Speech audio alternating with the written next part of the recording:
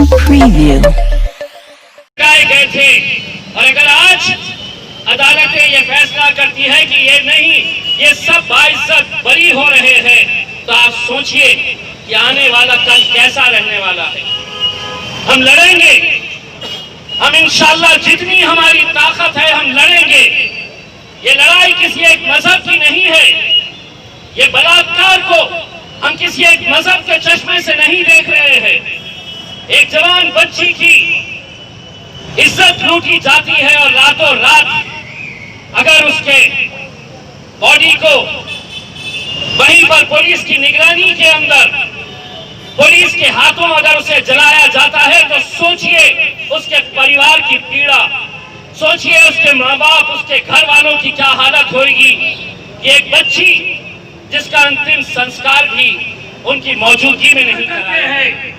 और हम ये कहना चाहते हैं कि ये लोकतंत्र के अंदर राहुल गांधी को अगर गिराया गया है, तो कांग्रेस के साथ हम भी इस मुद्दे के ऊपर खड़े हैं और हम भी राहुल गांधी को ये कहना चाहते हैं कि हमारे वैचारिक मतभेद होंगे, हमारे राजनीतिक मतभेद होंगे, लेकिन तुम्हारे गिरेबान तक अगर कोई हाथ डालेगा तो वो हाथ को काटने की ताकत मजलिस इत्तेहाद उल मुस्लिमीन के अंदर है।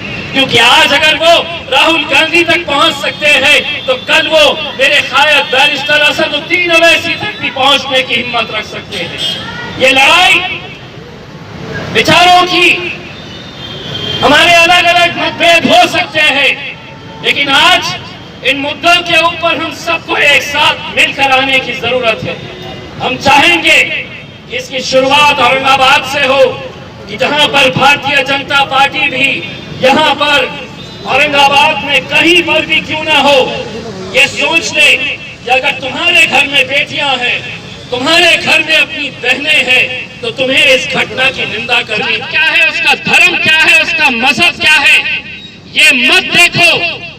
क्योंकि बच्चियां तुम्हारे घर में भी है, बेटियां तुम्हारे घर में भी है, बेटियां हमारे घर में भी है, बहनें हमारे भी घर में है। अगर आज उसे राजनीति के चश्मे से अगर देखेंगे तो शायद कल बहुत देर हो चुकी होगी। मैं आज जिस तरह डॉक्टर साहब ने बताया है कि आज हम एक ऐसे दौर के अंदर गुजर रहे हैं जहां पर डॉक्टर बाबा साहब का, अंबेडकर जी का संविधान कहां है, कैसे खत्म किया जा रहा है धीरे धीरे, ये आप हर रोज देख रहे हैं। इंसाफ की किस तरह से धज्जियां उड़ाई जा रही है। अगर आज इस मुल्क के अंदर हमारा यकीन किसी के ऊपर है, तो हाँ, हमारा यकीन सीबीआई पर था, हमारा यकीन सुप्रीम कोर्ट के ऊपर है, हमारा यकीन लोकसभा के ऊपर है, पार्लियामेंट के ऊपर है। लेकिन अगर यही संस्थाएं अगर खुलेआम अगर आज कानून की, संविधान की धज्जियां उड़ाने जा रहे हैं, तो ये बहुत अफसोस की, शर्म की और बहुत एक खतरे की घंटी हमको सुनाई हो गई है कि आप ये कहते हैं कि बलात्कार हुआ ही नहीं है। अगर बलात्कार हुआ नहीं है तो आपने बॉडी बच्चे के परिवार वालों को क्यों नहीं दी है? अगर बलात्कार हुआ नहीं तो आपने रातों रात ऐसी पुलिस की सुरक्षा के बीच में आपने वो बच्ची का अंतिम संस्कार क्यों किया है? अब तो ये कह रहे हैं कि बाबरी मस्जिद तो किसी ने गिराई नहीं, तो हम भी तो यही कह रहे हैं कि बाबरी मस्जिद किसी ने नहीं, उस दिन हवा तेज चल रही थी, बाबरी मस्जिद गिर गई। अगर इस तरह से अगर जनता को बेवकूफ़ बनाया जा रहा है और एक गुंडा राज पूरे देश के अंदर फैलाया जा रहा है, तो इससे ज़्यादा निंदनीय और क्या बात हो सकती? आपण म्हणता की न्यायपालिकेवर विश्वास नाही आहे, राहुल गांधीच्या पार कॉलरपर्यंत हात गेलेला आहे व त्यानंतर बलात्कार करणाऱ्यासारखा किंवा न्यायपालिकेचा विश्वास तोडणाऱ्या लोकांना काय करायला पाहिजे? देखिए, राहुल गांधी एक इस देश की सबसे पुरानी पार्टी के अध्यक्ष है। अगर उनके गिरेबान तक अगर पुलिस हाथ लेकर जाती है, उनका गला पकड़ लेती है, उनको गिरा देती है, तो सोचिए आप कि आज पुलिस की कितनी हिम्मत हो गई है कि कभी, मैं नहीं समझता हूं कि 70-75 सालों के अंदर कभी इस तरह का पुलिस का नंगा नाच और सरकार का नंगा नाच हमको देखने को मिला है। हम तो स्पष्ट आरोप लगा रहे हैं जितनी संस्थाएं हैं ये पूरा रिमोट कंट्रोल द्वारा रिमोट कंट्रोल द्वारा भारतीय जनता पार्टी चला रही है। इन संस्थाओं का इंडिपेंडेंट जो एक रोल हुआ करता था वो पूरी तरह से ख़त्म हो गया है। अब ये बताते हैं कि आपको क्या करना है क्या नहीं करना है। अगर आप सबको छोड़ रहे हैं, इसी तरह से अगर आप राहुल गांधी को ढकेल के नीचे गिरा रहे हैं, हम इसकी निंदा करते हैं। हमारे राजनीतिक मतभेद हो सकते हैं, रहेंगे, लेकिन इसका मतलब ये नहीं है कि कल अगर वो उनके गले का तक जा सकते हैं, उनका गिरेबान पकड़ सकते हैं, तो परसों के दिन वो हमारा भी गिरेबान पकड़ने की हिम्मत कर सकते हैं। देखिए साहब, हम तो यही कहेंगे कि हमारी उम्मीद है कि इस मुद्दे के ऊपर तमाम राजनीतिक पार्टियां, तमाम जाति, धर्म और मज़हब के लोग जो है वो सब एक साथ मिलकर बाहर आने की ज़रूरत है। वरना वो बच्ची भले ही हमारी कोई रिश्तेदार नहीं है, लेकिन किसी न किसी की तो बेटी है। आज मुझे भी चिंता होती है कि आज कितने सारे लोगों के घर में, जिनके घर में बेटियां हैं, बहनें हैं, आज कहीं ना कहीं उन्हें भी ये डर सता रहा होगा कि अगर ये बलात्कारियों को सरकार का ही समर्थन हासिल है तो फिर ये गुंडाराज नहीं है तो क्या है।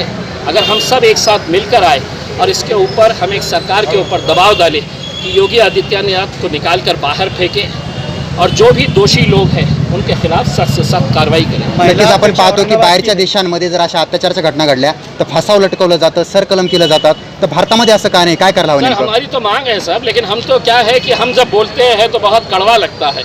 हम तो ये कहते हैं कि उनको क्रांति चौक के ऊपर लेकर आया जाए, जितने भी बलात्कारी है, और उनको सरेआम फांसी के ऊपर लटकाया जाए। ये इस्लामी कानून है। लेकिन अगर हम कहेंगे तो देखिएगा, ये आप एक दो जनों को चौराहे के ऊपर लाके फांसी के ऊपर लटकाइए साहब, देखिएगा ये बलात्कारियों की हिम्मत कैसी टूटती है करके।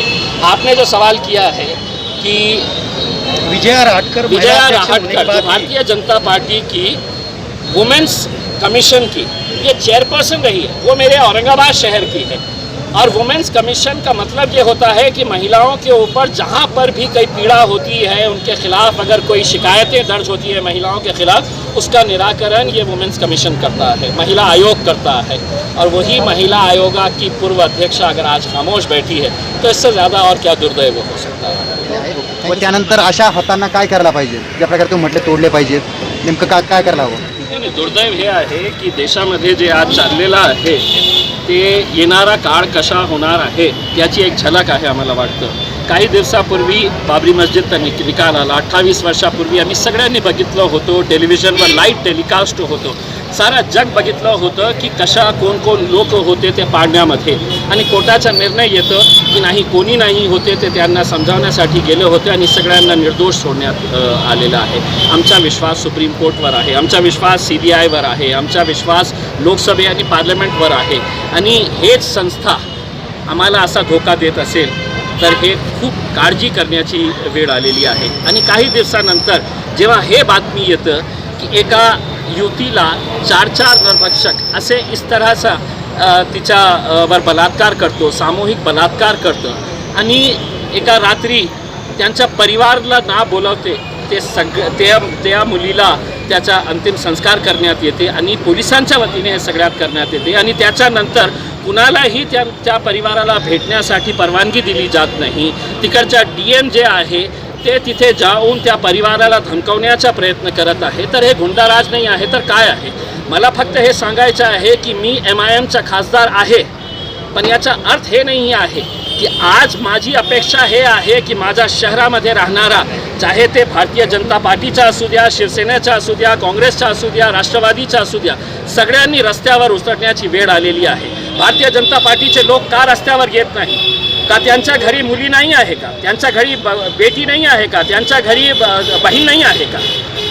हे सगळं आपण धर्माच्या आणि राजनीतिकच्या चष्म्यामध्ये बघण्याचे आपण प्रयत्न करत असेल तर हे खूप वाईट दिवस येणार आहे। की बलात्कार झालाच नाही।